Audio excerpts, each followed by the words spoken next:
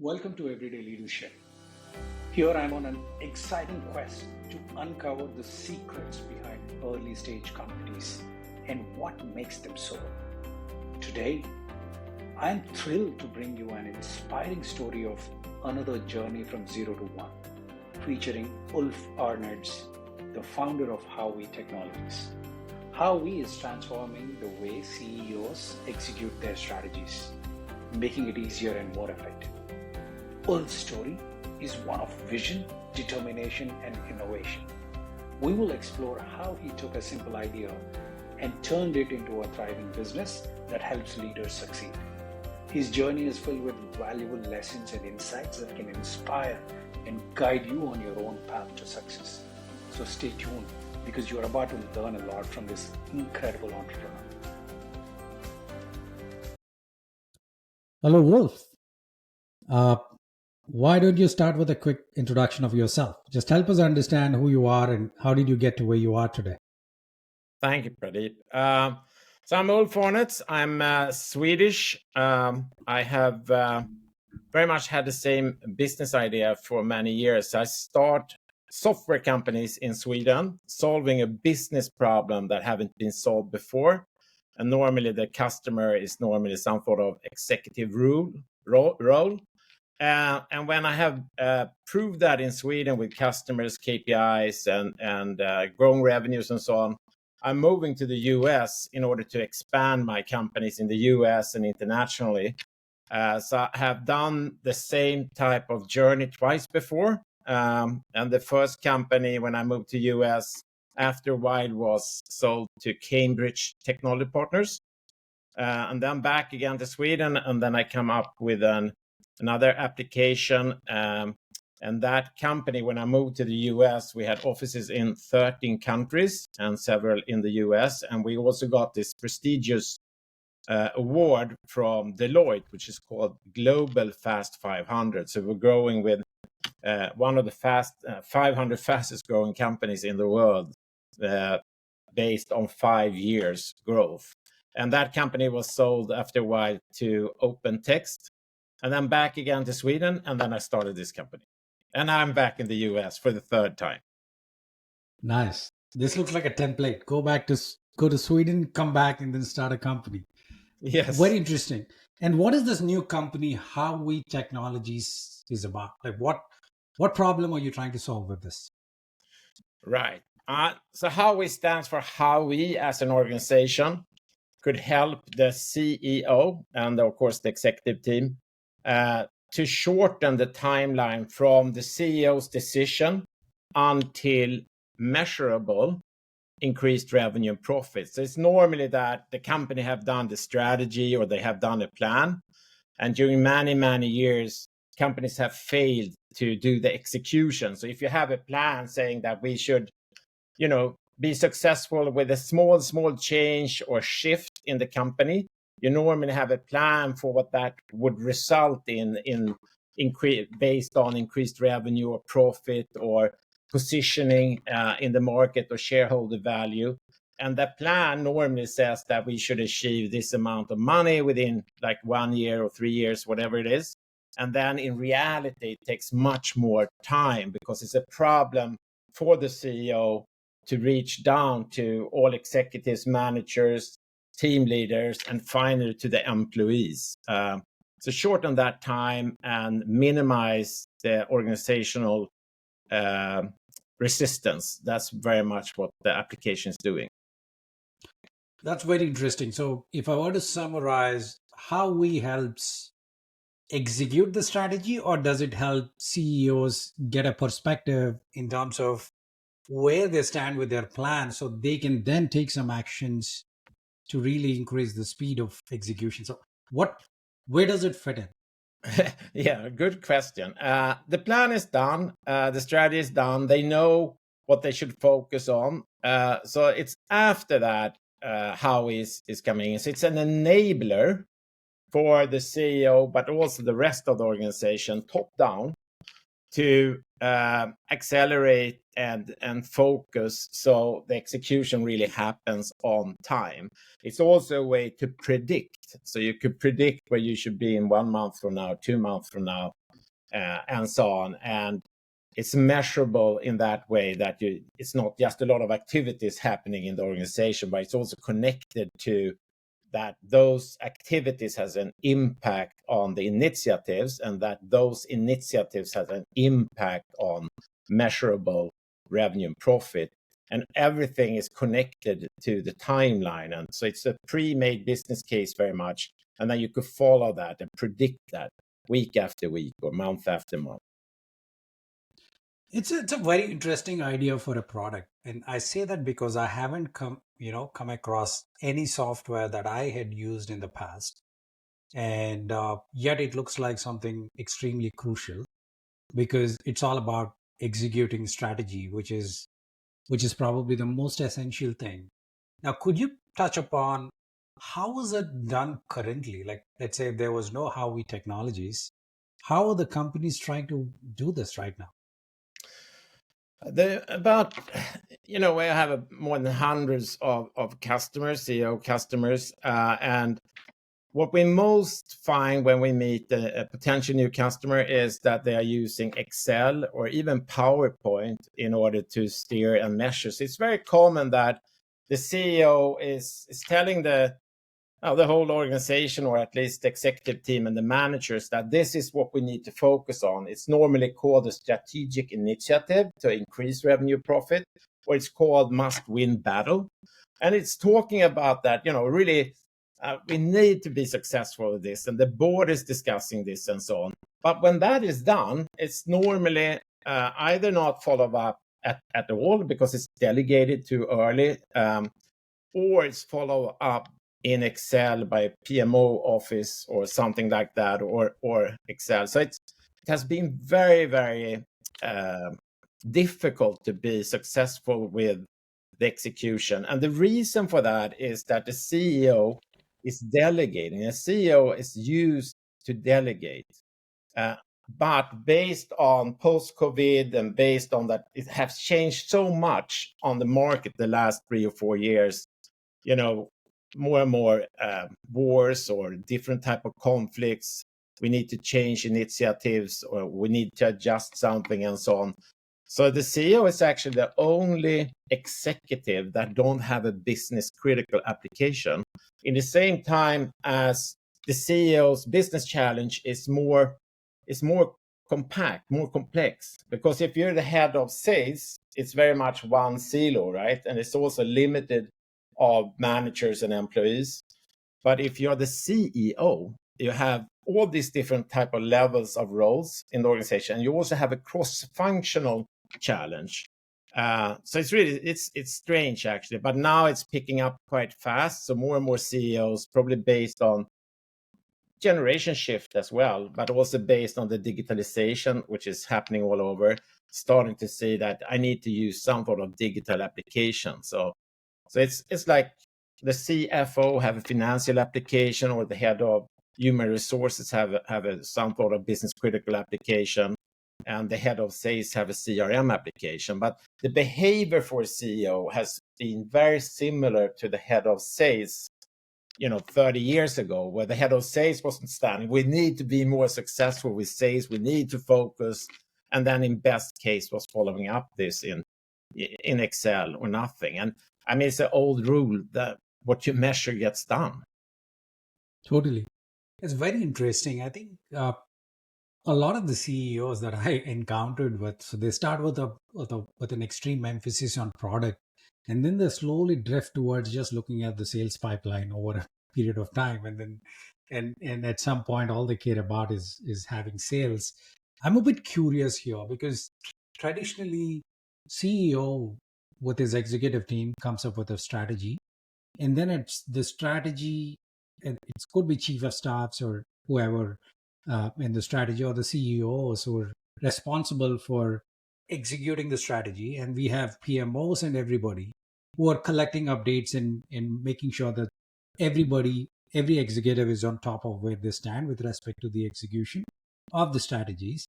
Now we have CEO, chief of staff, and PMOs. And you seem to be tailoring this for CEOs specifically. So my question is, how did you validate this idea now that you're pitching it for CEOs? What kind of validation have you done? First of all, we're very, very open. We tell them the truth. And the truth is that if you delegate this to someone who is not the CEO, that person don't have the same power. So the problem, you need to solve this execution and the improved execution top down. And that means that the CEOs needs to stay operationally involved, which means digitally involved, because they have conflicts. And it starts already on the executive level that someone may not want to do this. It's more interesting of his or her silo, but it goes all the way. So you can't delegate this. You have to spend, it's not more than 30 minutes, maybe an hour per week.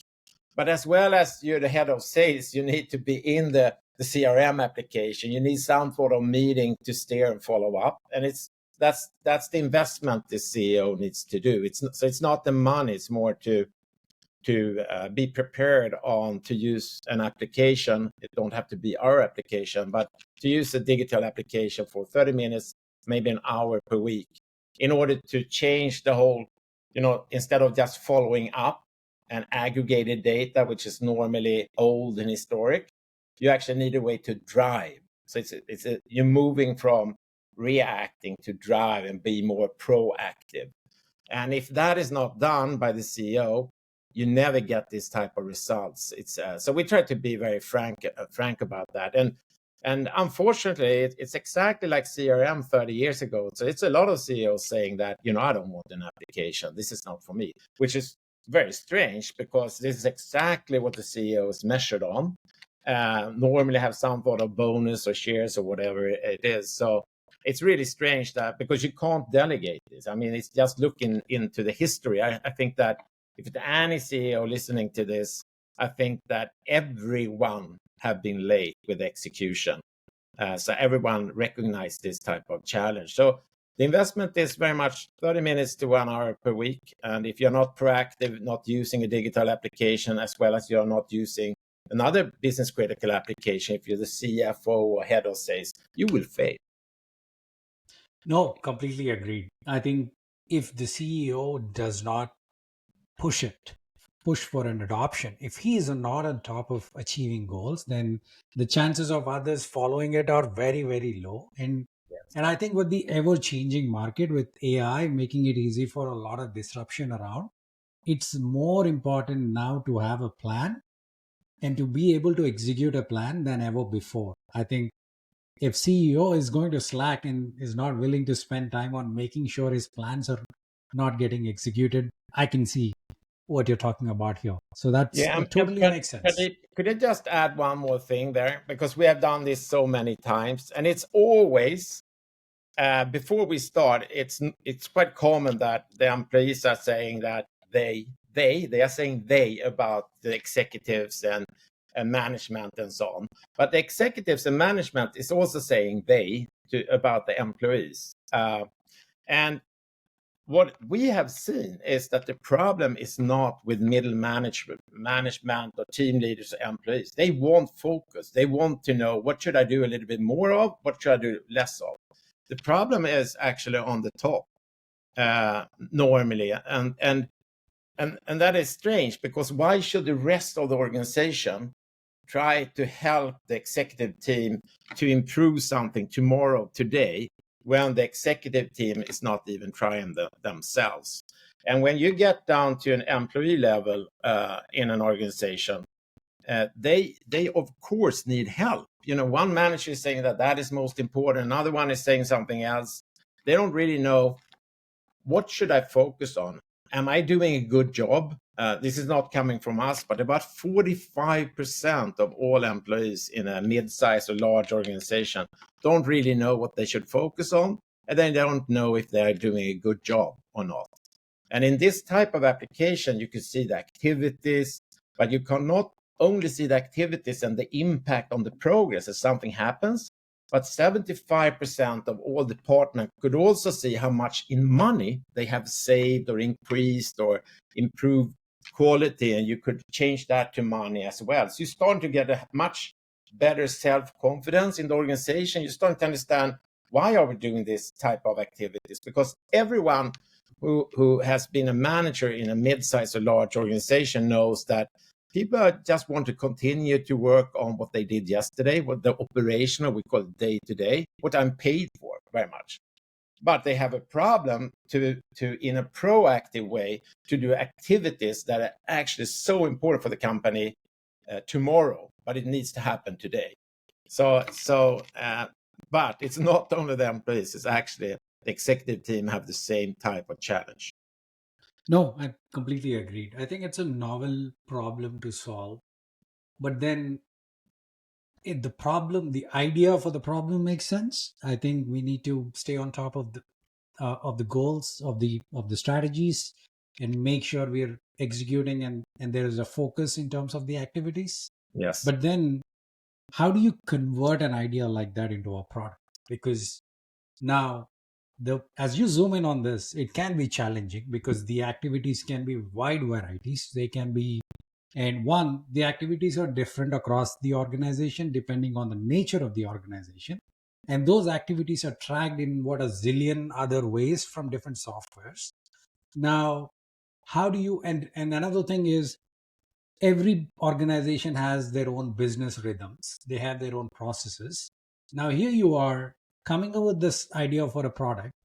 One, how do you ensure that they're part of the business processes and that you are able to have a control on the activities in an organization in a seamless way, so you can really cherry pick insights and then offer it to the executive team or whatever? Can you talk about your journey of converting this idea into a product? Sure. First of all, I had experience since my previous company, and we have worked with this company for 12 years. So when I moved back to Sweden last time, we started to sell increased revenue and profit to CEOs or presidents or managing directors. And when we did that, we saw directly that a CEO don't want to wait 6 months or maybe 18 months until you could see the financial improvements. You want to wait to make sure that the activities actually leads to some sort of progress. So we did that in the beginning. So we had like 20% product revenues and 80% consulting. And then the customer became larger and larger. And it's a huge difference using an application when it's maybe 3 levels between the CEO and the employee, right? But when we start to move up to larger and larger companies, very large companies, when it's maybe 10 to 14 levels between the CEO and the employee, an employee is not using an application just based on that the CEO is saying that. Not even an executive does, actually. So what we have done is to take the know-how. When we have helped CEOs after CEOs, we have helped them to get the buy-in from executives, managers, team leaders, and the employees, and different type of roles and departments. We took that now and built it into the application. So instead of a technical feature type of application, we have built in a library, which means that the CEO and the executive team can put in that we would like to increase revenue or profit or both from X to Y before date Z. But we have also built in, okay, which initiatives do you need to have on this level? And then the application is taking care of the role below that and the role below that, or if you're in finance, or if you're in IT, or if you're in sales or HR, etc., for each role. So you're going into a library, and that library is connected with AI as well. So you get your goals and so on. So the application very much helps each level to translate the top-down goals to goals and activities and initiatives for each level all the way down to the employees.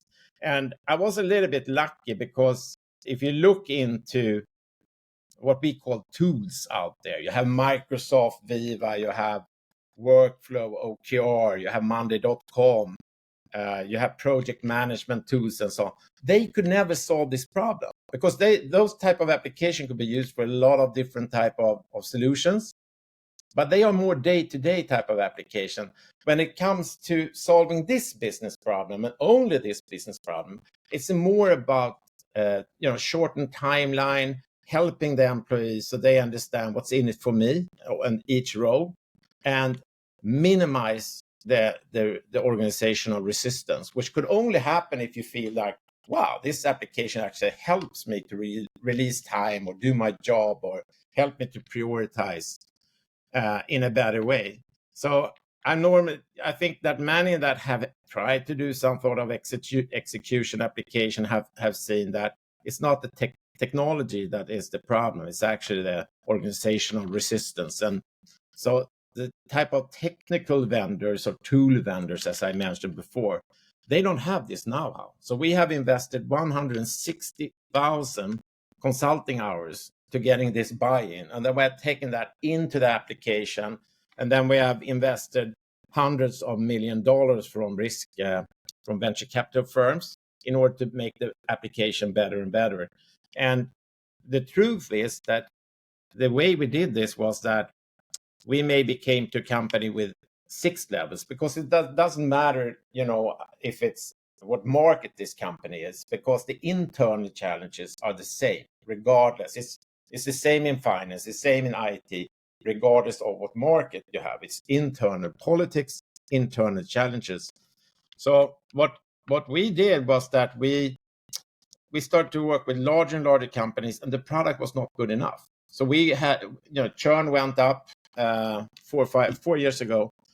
And instead of them moving back to where we could get more revenues by small and mid-sized companies, we continue and just added, made the product better and better. But that, of course, costed us a lot of customers with churn. But since 3 or 4 years, the product is good enough, also if it's 14 levels and so on, for the employees, because it's most important is to do an application which is good for the employees and the managers. To do something that is measurable, or you could aggregate data and so on, that's quite easy, actually. Nice. And out of curiosity, what type of industries have like 10, 14 levels of hierarchy? Because the companies that I had worked for in the past, we barely have 4 or 5 levels. So I'm curious, what type of industries have those many levels, and what specific problems do you get from having multiple? Because it's all top down and bottom up. So can you talk about, when you're building a product, could you share some insights for some prospective founder who is maybe thinking about scale or something? What kind of problems do you generally see with multiple levels in a hierarchy? Sure. Just to answer your first question, if you're a company with 30 employees, we even have startups. So you always brag. If you're like me, you brag about the big customers, worldwide customers and so on, 14 levels. But you have many customers that is startup or 30 or 200 employees and so on. But that is easier to do an application for that, so to say. But if you take 14 levels, it's actually not. I can't demonstrate the application right now, but you have a CEO, then you have an executive, then you have some sort of manager, then you have a couple of middle managers, then you get down maybe to a region, and in that region you have a manager and so on. So coming up to 10 or 14 levels is more common than you think, even for a mid-size or big mid-size company, if you are a worldwide type of company with business in several countries and regions. And then what was your second question? What sort of specific problems do you get to see when you get to that deep in hierarchies? Yeah. First of all, as bigger a company is, as more politics is, you have more problems in the beginning with the CEO and the executive team. So it doesn't matter after that so much. That's not the challenge, but the challenge on the top is bigger. So first of all, they have tried to solve this for many, many years and think it's much more complex than it is. And another thing could be that to come up with the financial goals is normally quite easy. But when it comes to the initiatives, they normally come up with too many initiatives. And one department could call an initiative something and another department something else, but it's actually the same initiatives. It's just different type of names for different type of departments. So normally when we do this top-down session and we facilitate, because we still have 4% services, and that's 2 workshops with the executive team, then normally it's about 110, 120 different type initiatives. And when we have helped them to facilitate this and so on, we normally get it down to 10 or 12 initiatives. And then when they have understood this, they also understand that for each level after that, we shouldn't have like 50 initiatives. We should, try to prioritize and come up with about 3 to 4 initiatives per department. And then you have the cross-functional on top of that.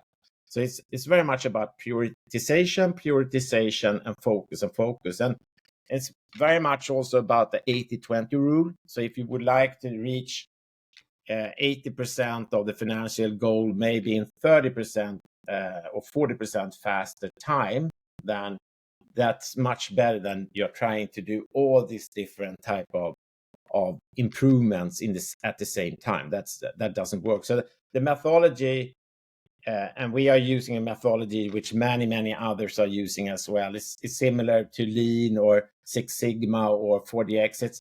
It's rewinding. So where do you need to be in Q4? And then based on that, you need to know where do we need to be in Q3, Q2, and then what do we need to do this month, this week, today. So you should focus on today, this week, or this month instead of focusing on what you should do in 8 months from now and so on. Well, nice. I think we've talked about the idea, we've talked about the product. Now let's talk about the sales, your early customers. Now let's just start with, who is your ICP here? It's unfortunately can't say who it is. It's at least, I would say it's about 50% of all CEOs today saying, I don't want to have a digital application. But that was about 80% just a year ago, and maybe 95% like 3 or 4 years ago, right? So it's decreasing. Who that person who wants to do is varies a little bit. It could be a CEO who's brand new on the job. It could be a CEO and founder that actually would like to structure the company better in order to leave it over to other people. It could also be someone who is, if it's a way to improve revenue and profit, that person will always do it. Take that, whatever could be improved. And you think that a CEO should always try to do what's best for the company, improve revenue and profit, but that's actually not the case. But it's improving quite much, I must say. But some people don't want to be involved, and the CEO don't need to be in our application 30 or 60 minutes per week. I mean, that could be delegated to someone. But what you can't delegate is that when our application is showing that someone is not doing what they are supposed to do, someone is behind, someone don't care to help the CEO with what they have decided as most important for the company, it's only the CEO who could go in then. And then you need data. You don't need Excel. You need data, and you need a way to actually drive, not just follow up. But it's changing very rapidly. Actually, it's more and more CEOs, and I'm waiting for the big what we call SURF, which my previous companies have done, and that is of course when more and more CEOs starting to feel a little bit outside, because they're the only ones that don't have a digital way to improve what they are in charge of. Nice. And can you talk about your customer segments? Like, what types of industries are more into this sort of a thing? Is it retail, or is it manufacturing, or what sort of industries that generally embrace applications like this? We started to become very strong within pharmaceutical, because I think that they like this, where you could prove something before you get the results. And also it's very common that someone is a manager for 3 years and then change to a new role and so on. Insurance companies as well. And then banks have been also very, quite big group for us. Real estate, and then industrial companies, of course, as well. So we have, and retail. So we very much have all type of customers in different type of segments. What is not working yet is normally it doesn't work with non-profitable organizations. So because our product is combined with the 15 minutes acceleration meeting, starting in the bottom with the team leader and the employees, where you look very much into, okay, what did we commit to last week and what have we achieved, both in activities and money. And then you take new commitments for next week. And that team leader is moving up to his or her boss, and then all the way up. So some hours later, it's the CEO and the executive team having this 15 minutes acceleration meeting. And that type of discipline doesn't work in non-profitable organization, what we have seen so far. And that's a little bit sad, actually, especially if someone is working with, getting money in order to help poor people or people in poor countries and so on. We have those type of customers, but we haven't seen them yet to have good results because they can't have this type of discipline. But of course, if the CEO and the executive team knows that we just need to improve profit or EBITDA, we must have this must-win battle, or we must be more successful with this product line or this service or this region, then it happens. They have this type of discipline. Got it. Well, we're almost at the end of this part. Could you share a little bit about how does a customer, a prospective customer, get onboarded into Howwe platform? Yes. First of all, we have an assessment which we have developed, and that is 32 questions to the CEO when we're doing sales.